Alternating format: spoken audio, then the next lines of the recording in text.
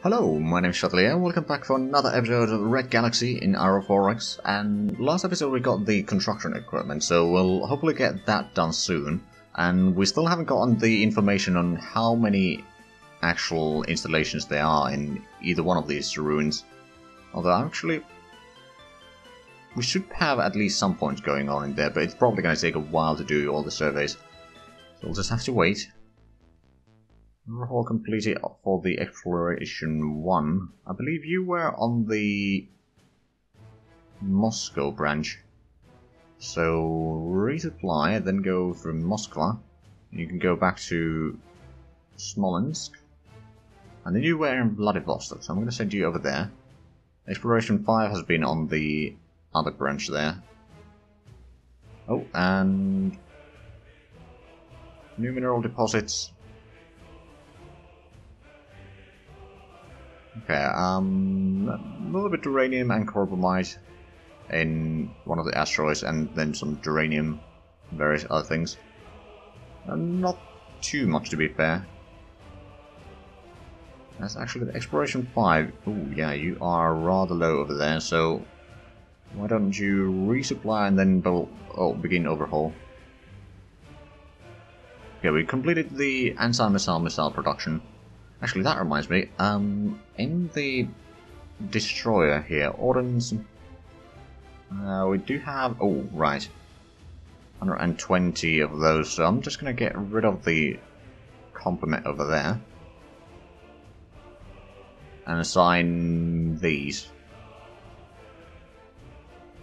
120 of these. Then that one I will obsolete the missile. I'll probably obsolete these two as well, just so that I don't accidentally build them or anything.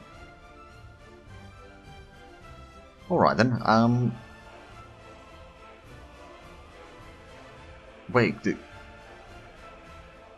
oh, right, yeah, that's the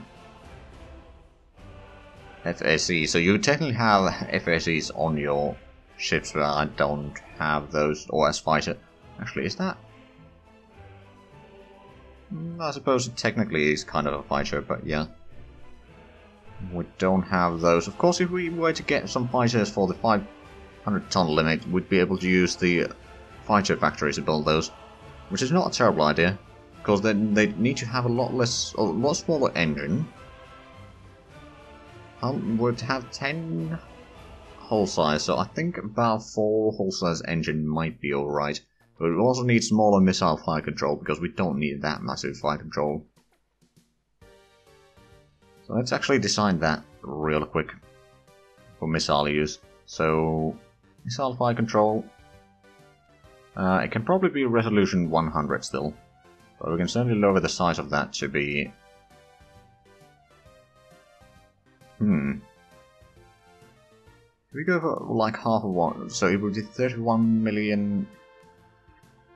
I don't take it too low. Let's see, 0.1 would actually still be 14 million for the big ones. On the other hand, the smaller target is going to get smaller and smaller. Let's say so that we have over 1 million for the 1,000-ton object still. So 0.4. Sure, we'll make a prototype of that first. Assign that, and does it list itself in missile fire control? Yes, it does. So why if we turn this into fighter instead? Well, let's copy the class, so we can switch that. So we can change that, assign that there. We can probably lower the box launcher size to, like, I don't know, 6 maybe. Armor is alright. If it's gonna be a fighter, right, now we just need to design the engine. Going for full speed, or full throttle. And size is gonna be 4 hull size. Or maybe we can go for a little bit higher. I don't think, like, 5 hull size might be a bit too much.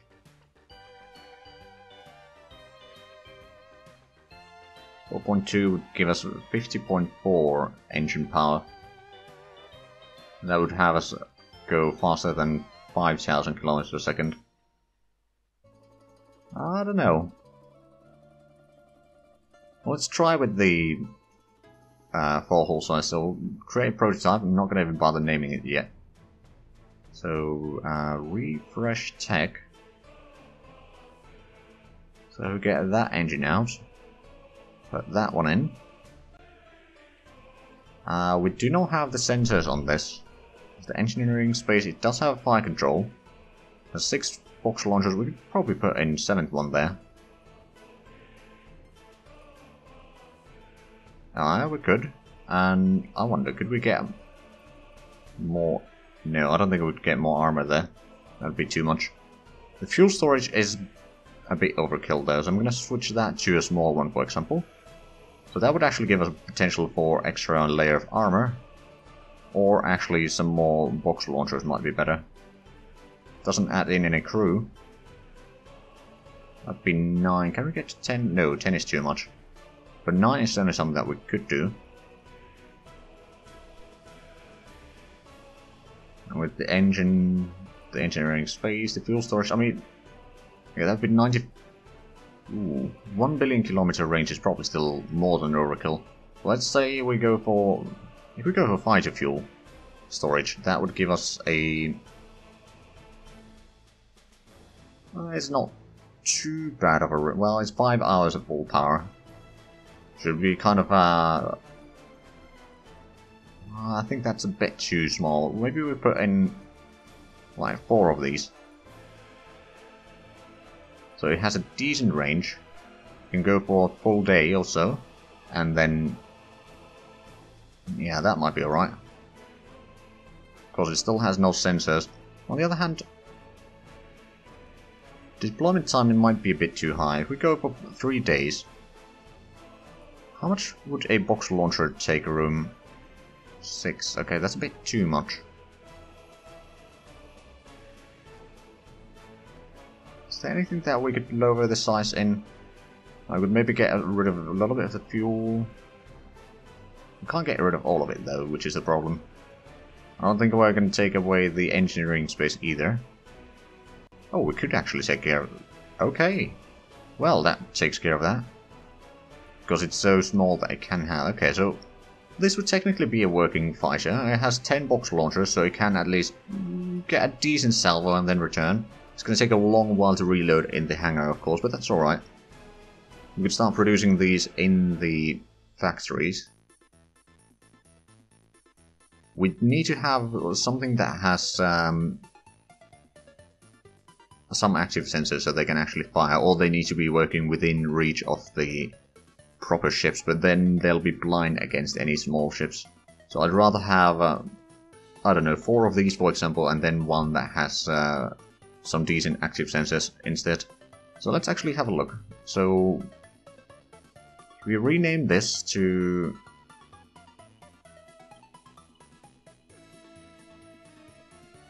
hold on, is there choose a name or something? Ah, there is. Select name. So class theme, Russia.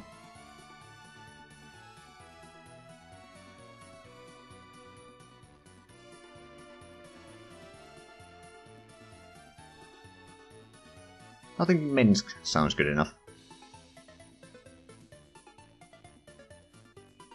Hold on, did it change the name of that?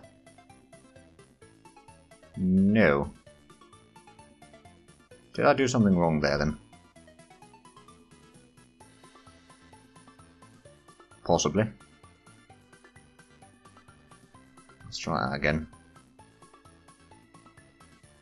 Oh, I think I'll select cancel. Oh no, let's close that then. Check if it needs to be refreshed.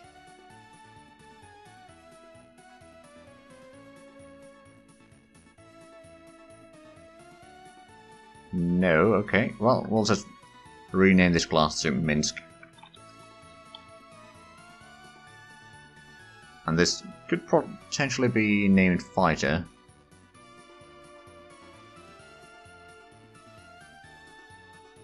Or maybe fighter bomber. And then if we copy this class and rename that to Minsk Leader, we'll get rid of the box launchers and the missile fire control.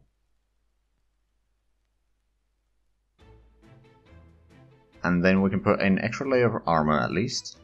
Maybe 2 extra layers of armor. We can get some active sensors. I think small radar over here. Ooh, you got 2 whole stars on that. I suppose we don't necessarily need to spot the missiles that the enemy is shooting. We don't have anti-missile capabilities in this anyway, unless we get some fighters with railguns or something like that, then we might be able to shoot down the missiles coming in. Let's see, this would be a decent sensor.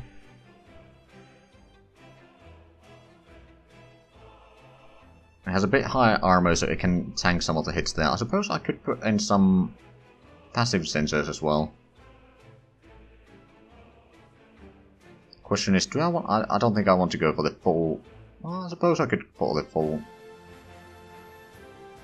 sensor size there. Although it takes a bit too much room. Okay. It's not a massive difference, but it's still a difference. Okay, so how about we don't have the big one over there? Like small EM sensors and good thermal sensors might be decent. No, we still have a little bit extra over there. Could we increase that to level 4? Nope, that's too much. Okay, so what else could we have?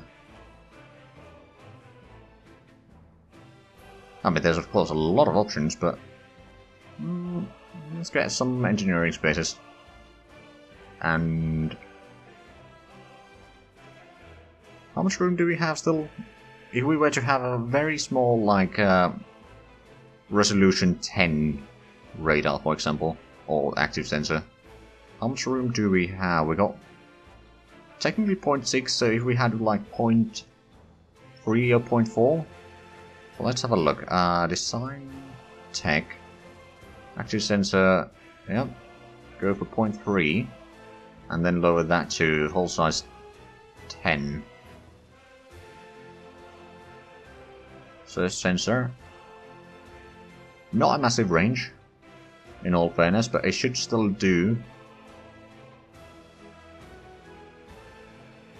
So if we create a prototype of that, then we refresh the tech.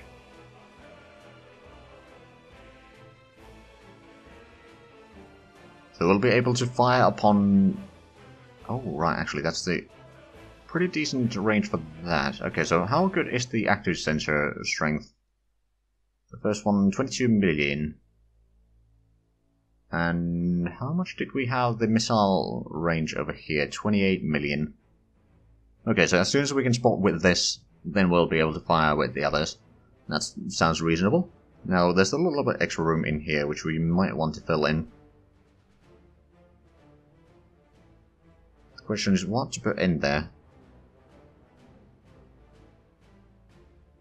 I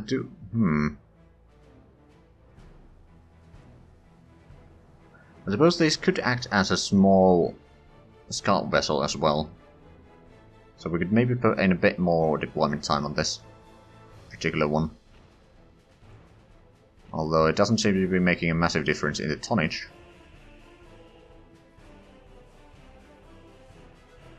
Okay, that increases it a tiny bit. Although 15 days, well, 15 days is a bit high, but then we might want to get a more fuel there as well, so tiny fuel storage, so that is actually still a tiny bit faster than the previous ones. I don't suppose we can fit in a small one of those. Nope. That goes beyond. Although... no, I don't think it would happen. But yeah, that's a bit longer range. I mean, actually, the deployment time and the range is still way too big. So yeah, no, I'll just lower that back to 0.1. Which means that we could even get a bit more fuel there. Get a small one. And then a couple of fighters. Okay, now we could maybe increase that to 0.2. So 6 days, 72 hours of flight time.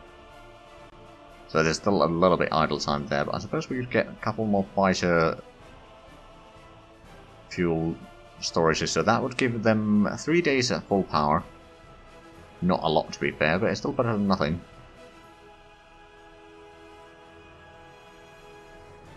But this might be a decent vessel to go in and kind of figure out what is there in like a base. Okay, well, let's go with that. There's still a lot of that. I didn't start researching any of those things yet. But it's preparing for future. Of course, then we'll need to figure out a carrier design so that they can actually get into where they need to be.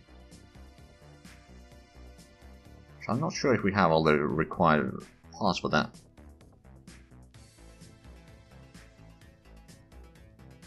Oh, right,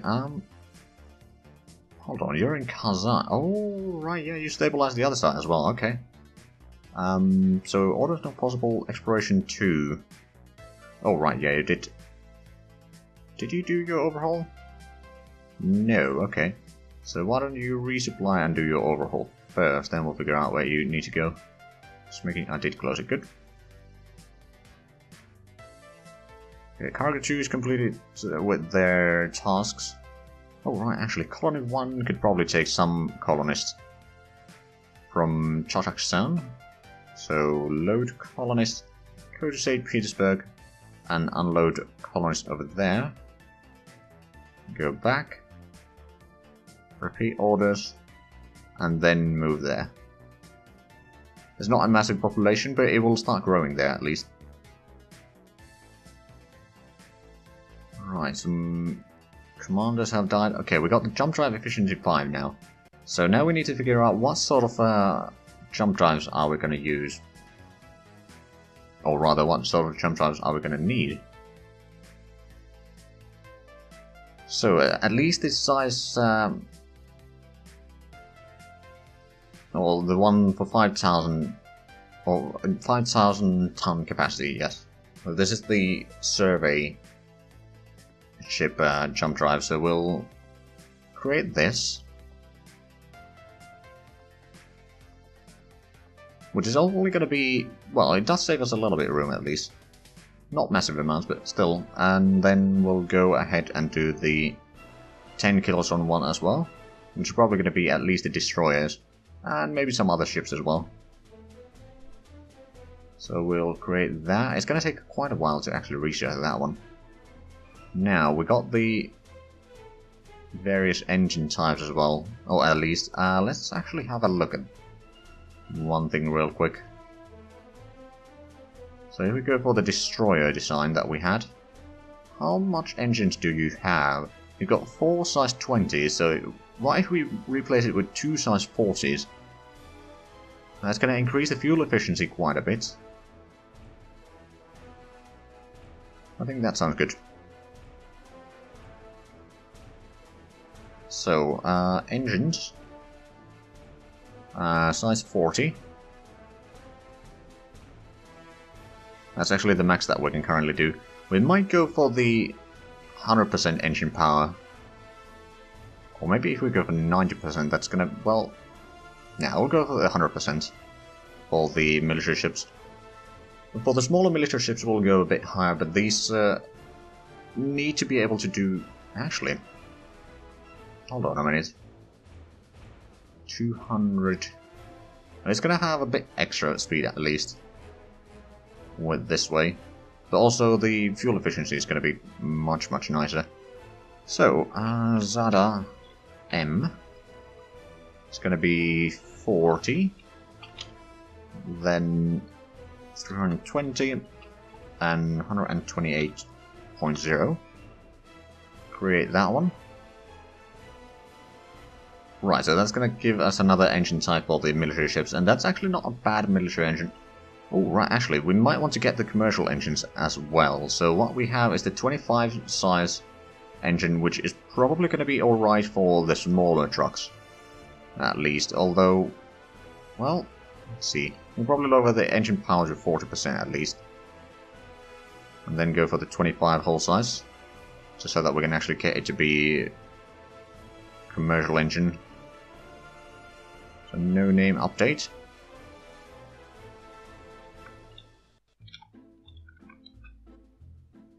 So 25, 80, and 4.1. Create that. And then we'll do a size 40 commercial engine as well, because I know that we do want to get some bigger engines. So 128 and 5.18. That's actually quite impressive, even though the engine size is much bigger, it's only using a tiny bit more fuel. So I'm okay with that. So we'll create that one. Now we do need to... Oh, didn't close that. There we go, so let's go to the research. So we started getting the engine there. Let's go for the power and propulsion here. So we'll get the smaller jump drive first. Add that to the queue. Then maybe get the small commercial one. Then maybe the jump drive for the military ships. And then that one, and then the big commercial engine. And then we'll maybe start getting some other research over there again. That should be alright. And that's going to keep that particular researcher rather busy for a while. Actually, I was talking about removing one of those research labs and assigning it to the... Oh, right, we still got the Corps headquarters. Right, the construction company, that's the one that I needed. Should be able to get that. So, okay, it's going to take a bit more than a year. About 1.5 years.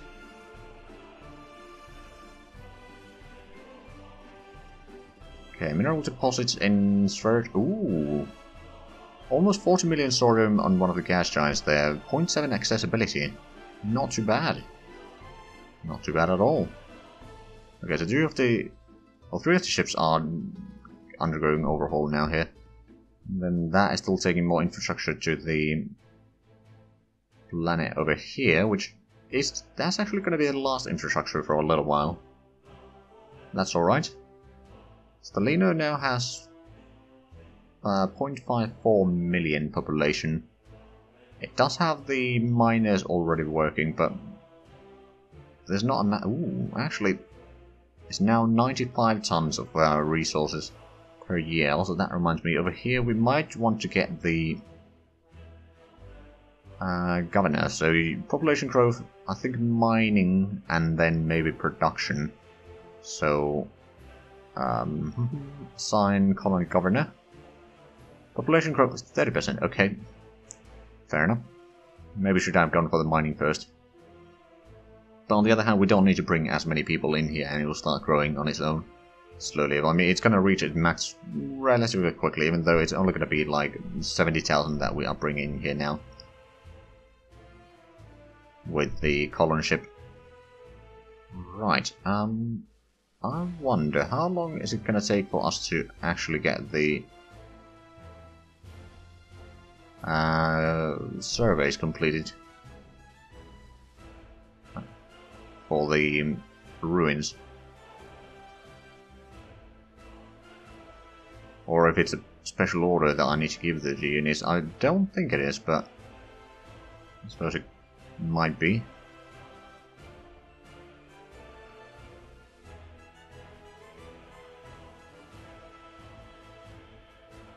No, shouldn't be. Oh well, I guess it's just gonna take a long while. I mean, we did at least get the research, or the installation itself, or the construction research, so that's alright.